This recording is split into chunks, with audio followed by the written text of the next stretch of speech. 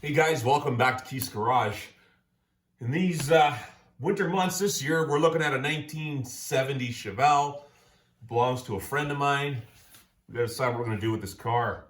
We're gonna take a closer look today and start digging into some things, start exposing some mechanical parts of this car, see what we've got.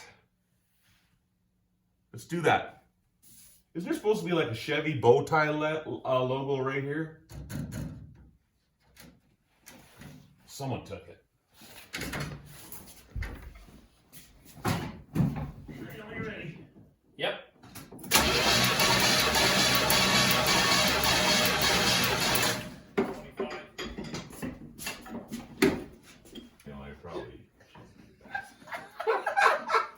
Someone old video. All right, number 8. Number 8.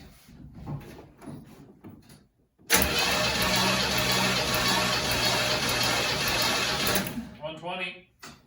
All right. So I wonder. The engine is a 1978 or 79 305. Did a little research on the chassis number on the back of the block there. So we don't know exactly what a 1978, 79 305 is supposed to be, but we think it's probably around 150 PSI. And our lowest number was number 2 at 110. And then 115. And then number 6 was 115. Everything else is in the 125 to 130 range. And we did take our lowest at 110. And we added some oil to the cylinder and it rose up to 125 when we oiled it. So we think this is probably a 1978 305 that has probably never been rebuilt because this thing's been sitting in a shed for 15 months, maybe longer. Yeah. So somebody replaced the engine with probably a used engine from the scrapyard, and it's showing its gray hairs today. It's tired a little bit. Sounds like disc brakes might have been an option. Well, this car doesn't sure have it.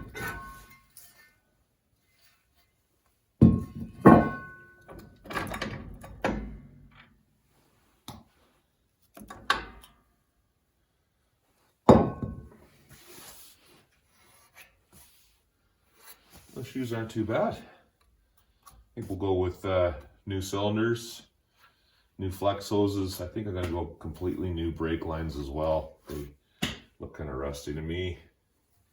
I'm gonna get a pry bar and pry on all the suspension parts and see what I can find for loose components. But no leaks in the wheel cylinder. Quite a bit of shoe material left.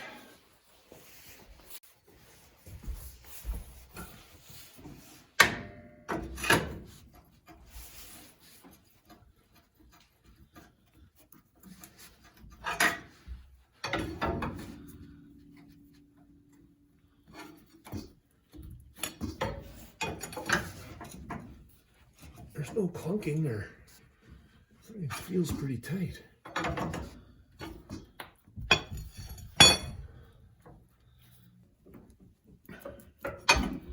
Feels pretty good.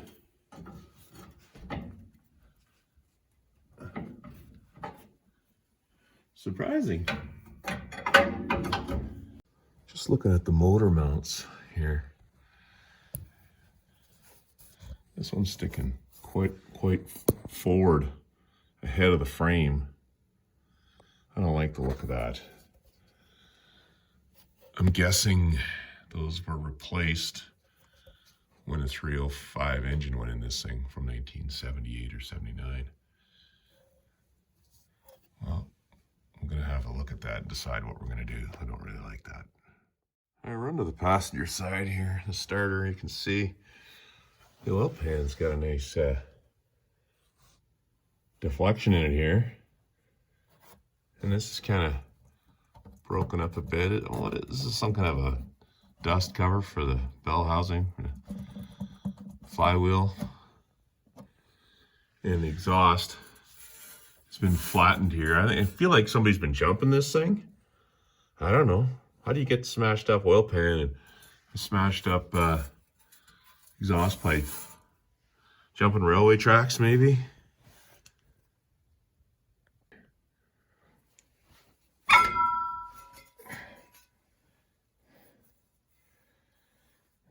Drum looks pretty good. A bit of wear there. I'm gonna have to measure them.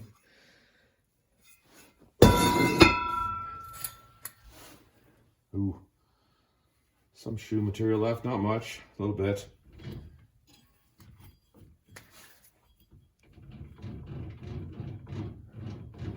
Bearing doesn't feel that great to me.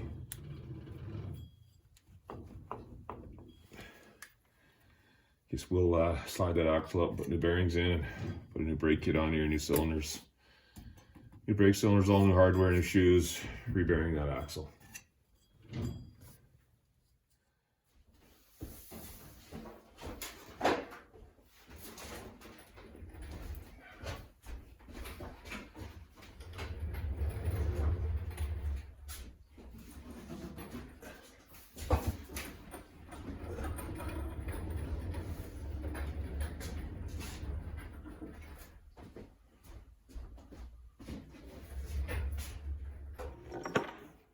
Alright, so I want to explain to you how we remove this axle here. So this is the actual end of the axle here that sits in the Chevelle. And at the far end of the center, inside the diff housing area, this axle sits in there and threads into the side gears, the differential, and there's a clip. In order to get the axle out, you've got to get that clip off to slide it out of the housing. In order to do that, what we did is we took the cover off the diff, we spun the diff carrier around like this till we had an area exposed where we could see what was going on. Now this one's out of a 1938 Chrysler that I happen to have. It's just a spare, it's the same principle. I want to explain it to you. I'll use this as a tool instead of trying to climb under the car. So what we did is we released this cross pin that sits, this is the one out of the Chevelle right here. And it sits in the diff housing. There's a bolt on the side. You take the bolt out and just force the pin out. It comes out like this.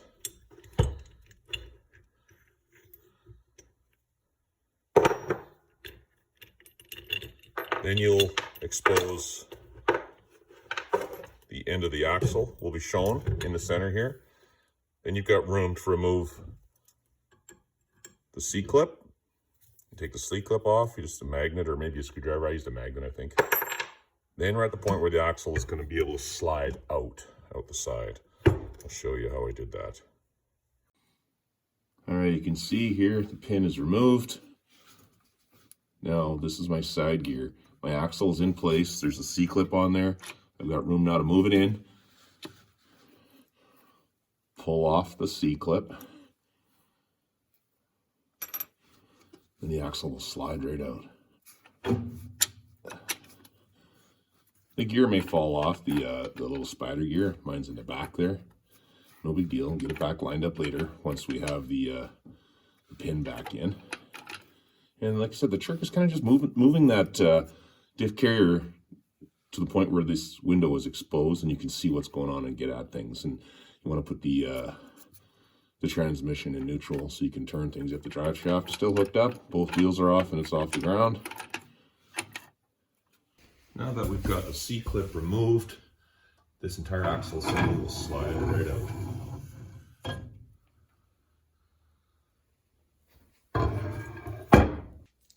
I do not know if it makes a difference, but I'm going to put this car back the way that it came apart. So I'm going to mark the thing here. This is the right-hand axle. It's always a good idea, if you can, get your cell phone out, take a photo of all these parts and how the brakes go back together. When you get both sides apart, you don't have an example of how to put it back together. It's nice to have a photo for reference. That's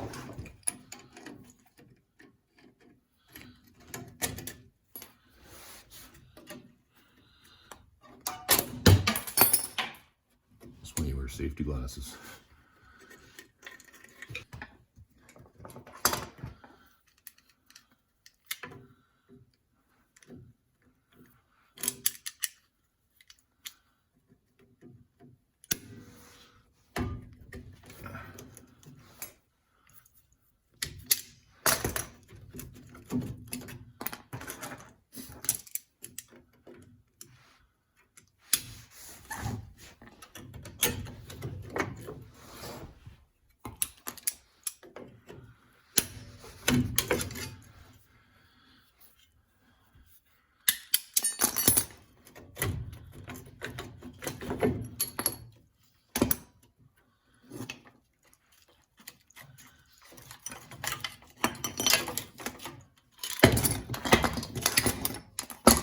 Good luck putting that back together without a diagram.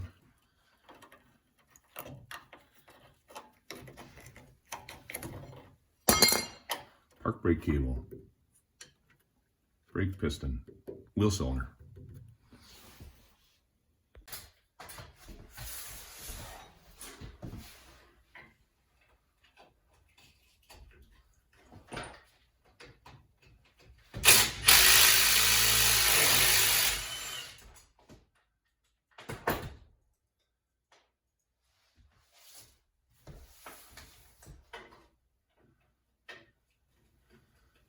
I made Curtis do the other side the hard way, no impact.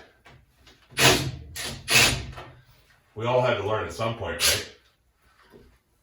I didn't have impacts when I was learning.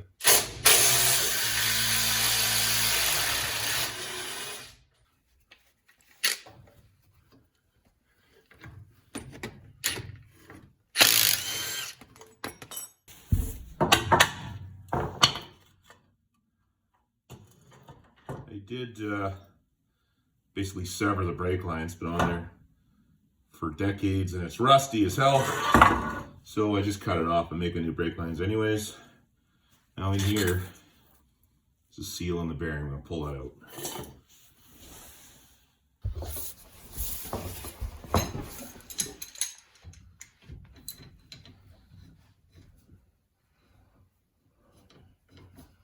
I'm just gonna bite that seal. Leave the bearing alone for now. We'll go back in a second time.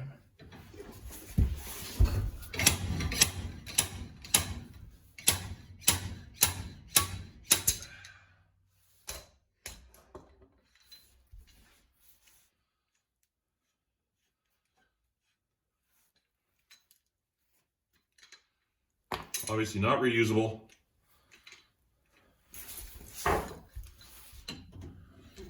We're gonna go back in.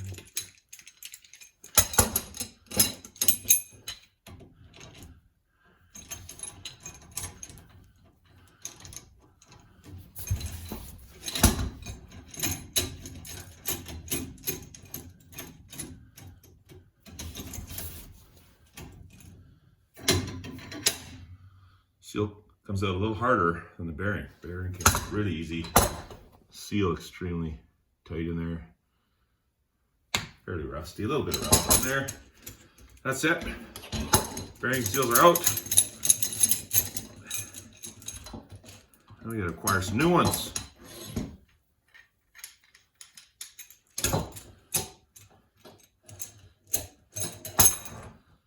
Yeah, that feels really rough. I don't like that. That's done.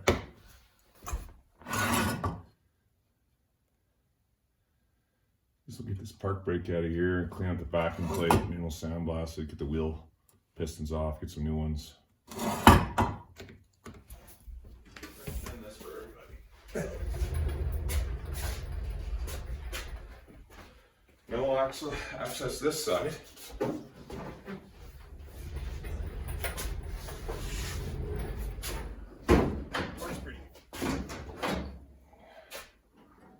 Well, we know the car runs and drives, but I think we're gonna pull this rat out of here and send it and get serviced. Who knows how old it is? Might as well give it a fighting chance it's gonna run, especially in the summer around here. It's really hot. Really hot. Lots of hills, so brakes and cooling are definitely a priority. Just looking around a little more on here, this kind of stuff cracks me up. I'll show you this. So there's some sort of a sensor here on the side of the block. I think maybe oil pressure sensor, I'm not sure. And the wire is dangling down on the exhaust manifold, so you know that's gonna cook. It's worn just about right through there. And look at the connection somebody made here. They just twisted it together. I love it. Don't do that. Don't do that. We're gonna replace a fair bit of wiring in this car, I can tell. Here's another one. I just removed black tape. This is the main battery cable to the starter. I just took the black tape off of there. It's amazing what still works. This car worked and it ran. Don't do this. found it interesting too. They're still using a mechanical diaphragm style fuel pump in 1970. My 38 cars have them. I guess they didn't really go to electric, till maybe throttle body injection, I guess? I don't know. Interesting. Cool stuff. All right, we did have a manual show up. I ordered a package of 3 manuals online, and the actual 70 service manual showed up. So I looked up the compression, stock compression ratio in a 1970 305, 307 was 150 PSI. So we know we're low. It is what it is. We're gonna run the car. We're gonna get some marble mystery oil through it. It's gonna run. It already does run. It's not ideal. We're not trying to rebuild this thing like new. We're gonna get it running and drivable. We'll take it from there. So at least we have a reference going forward. So anyways, we're gonna end the video there. Thanks for hanging out. If you like what you see, please hit the like button. Please subscribe. That'd be great. I'll send you another update as we progress through this 1970 Chevelle. It's a fun little winter project. See you on the next one, guys.